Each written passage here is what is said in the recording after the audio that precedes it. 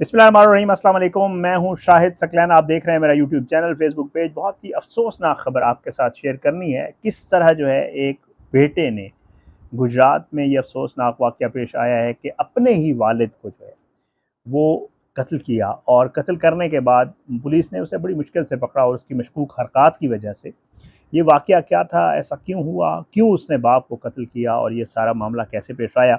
ये तकरीबन कोई 3-4 रोज़ पहले का वाक़या है, लेकिन पुलिस को इस कातिल तक पहुँचने में जो है थोड़ा-सा टाइम लगा, और उसकी वजूहात थी क्योंकि इस मामले को जो है बाकायदा तौर पर डकैती समझ लें या एक कोई वारदात का रंग देने की कोशिश की गई, और बाकायदा एक फ़िल्मी मनसूबा साज़ी की गई, जिस तरह मनसूबाबंदी की जाती है, जैसे फ़िल्मों में होता है उस तरह, और अपने सगे बेटे ने किया। ये बहुत ही अफ़सोसनाक वाक़या है, आपके साथ इस आज की इस वीडियो में शेयर करेंगे।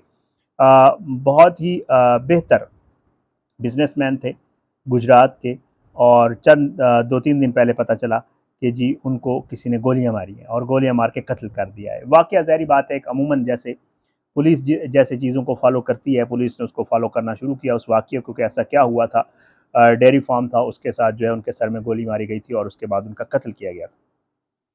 पुलिस इस वाक़ये को फ़ॉलो करने लग गई, और पुलिस ने कुछ शवाहिद वहाँ से हासिल किए। फिर आस-पास ज़ाहिरी बात है, जैसे पुलिस का वे ऑफ़ इन्वेस्टिगेशन होता है, टारगेट किलिंग की भी इसमें ख़दशा था। इसमें ये भी ख़दशा था कि शायद किसी ने पैसों के चक्कर में कोई और लेन-देन का मामला हो, क्योंकि वो बिज़नेसमैन थे, तो ज़ाहिरी बात है इन सारे मामलात को मद्देनज़र रखते हुए पुलिस ने जो है वो उसकी इन्वेस्टिगेशन की। लेकिन पुलिस उस वक़्त शॉक्ड रह गई जब पुलिस को ये अंदाज़ा हुआ कि कोई और नहीं है बल्कि इसका अपना जो बेटा है, कम उम्र बेटा जो है, 20-22 साल की उम्र है, उसने ये सारा काम किया, और उसकी तस्वीर मैंने थंबनेल के ऊपर लगाई है, आपने देखा होगा।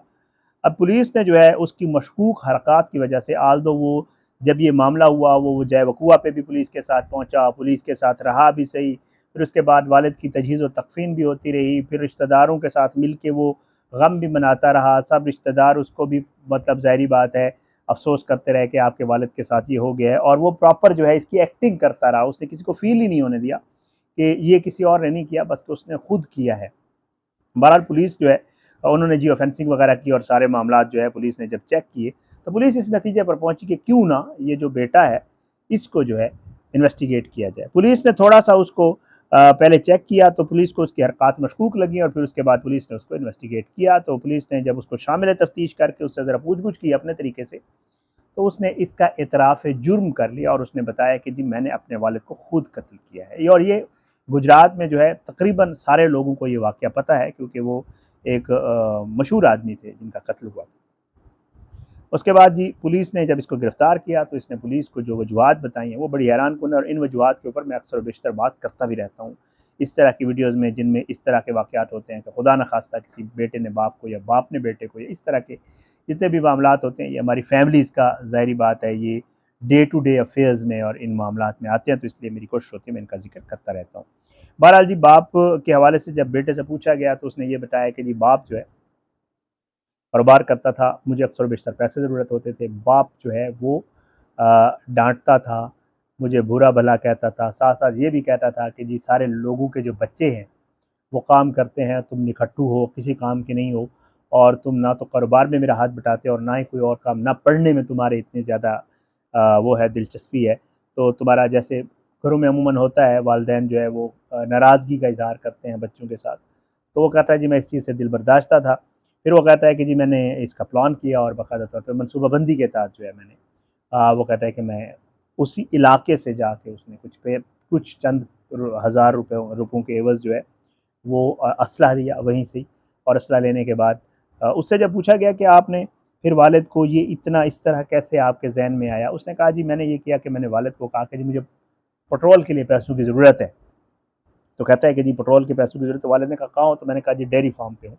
तो आप डेयरी फार्म पे आ जाएँ, वहीं मुझे पैसे दे दीजिएगा। तो कहता है मैंने डेयरी फार्म के करीब बुलाया, जब मैंने देखा कि और कोई नहीं है, तो फिर मैंने बाप के ही गोलियाँ मारी, और फिर उसके बाद जो है वहाँ से वो फ़रार हो गया। और फिर उसने कहा कि जी, तो पुलिस ने उसे कहा कि जी आपने कोई और क्यों नहीं इंतखाब किया, किसी और जगह का? ज़ाहिर बात है वालिद थे, एक ही घर में आप लोग रहते थे, और बाप बेटे का डेली का मिलना-जुलना होता है, तो ये आपने ये क्यों किया कि जी डेयरी फार्म पे और आस-पास? तो फिर उसने जो बात बताई वो बड़ी ज़ाहिर बात है अजीब थी। वो कहता है कि जी मैंने देखा कि ऐसे जब ऐसे कोई इस तरह का जुर्म किया जाता है बाकायदा तौर पे। वो कहता है फ़िल्मों में और ड्रामों में मैंने देखा कि जब कोई जुर्म किया जाता है तो उसको बाकायदा तौर पे ऐसा रंग दिया जाता है कि पुलिस उसके पहुँच ना सके कि जी किसने किया है, कैसे किया है, पुलिस को तलाश करने में। क्योंकि बहुत सारे ज़ाहिर बात है जब कोई ऐसा वाक़या होता है जिसमें नामालूम मामला हो कि पता ना हो कि किसने किया, तो फिर पुलिस मुख्तलिफ़ पहलुओं पे गौर कर रही होती है। पुलिस डकैती भी देख रही होती है, पुलिस दुश्मनी भी देख रही होती है, पुलिस कारोबारी जो लोगों के तनाज़ात होते हैं उनके हवाले से भी इन्वेस्टिगेट कर रही होती है। तो कहता है कि मुझे ये था कि वाले साहब बिज़नेसमैन हैं और इनके बहुत सारे लोगों के साथ लेन-देन भी हैं, बहुत सारे और मामलात भी हैं।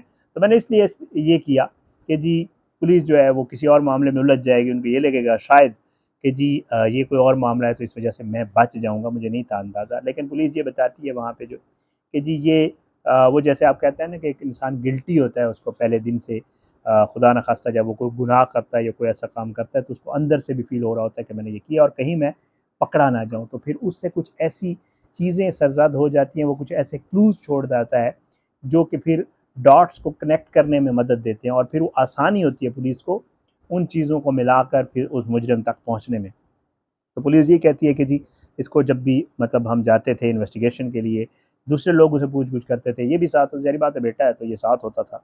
तो हम जब भी उनको पूछ-गूछ करते तो हमें इसका जो रवैया था वो बड़ा थोड़ा अजीब-ओ-गरीब लगता था और थोड़ा लगता था कि ये खौफ़ का शिकार है और थोड़ा अंदाज़ा होता था कि मेबी इसके इस मामले में इसकी कोई न कोई इन्वॉल्वमेंट ज़रूर है, ये ऐसे नहीं है। तो फिर पुलिस ने जो है घर वालों से इजाज़त ली, वो कहते हैं कि जी हमने घर वालों से कहा कि जी हमने इसको भी ज़रा पूछना है। तो अगर क्योंकि ज़ाहिर-सी बात है जिस घर में पहले एक मामला हुआ फिर उसके बाद उसी की फैमिली में से अगर किसी को उठा ले पुलिस, तो फिर आगे से रेज़िस्टेंस होती है, ज़ाहिर है ये उसका बेटा था उसी शख़्स का जिसका जिसका कत्ल हुआ।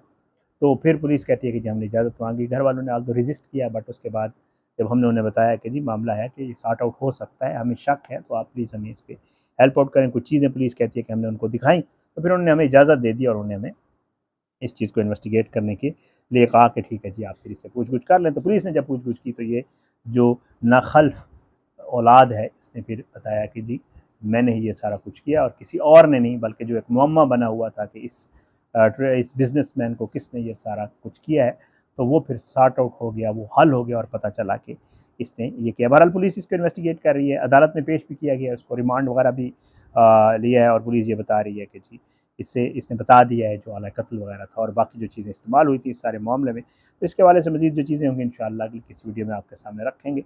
अपनी दुआ में याद रखा करें कि अल्लाह पाकिस्तान का आम नासिर हो, इसके खिलाफ साजिशें करने वालों को नेस्तनाबूद करे, अल्लाह ज़ालिमों को इबरत का निशान बनाए, मज़लूमों को इंसाफ मिले। इंशाअल्लाह अगली वीडियो में मुलाकात होगी, तब तक के लिए इजाज़त दें। और आखिर में वही कि जी अगर आपने मेरा यूट्यूब चैनल सब्सक्राइब नहीं किया और आपने मेरा फेसबुक पेज लाइक नहीं किया तो काइंडली सब्सक्राइब करें, फेसबुक पेज को लाइक करें और अपना फीडबैक जो है वो ज़रूर दिया करें। आपका फीडबैक बड़ा मैटर करता है। इजाज़त दें, इंशाअल्लाह अगली वीडियो में मुलाकात होगी। पाकिस्तान ज़िंदाबाद। अल्लाह हाफ़िज़।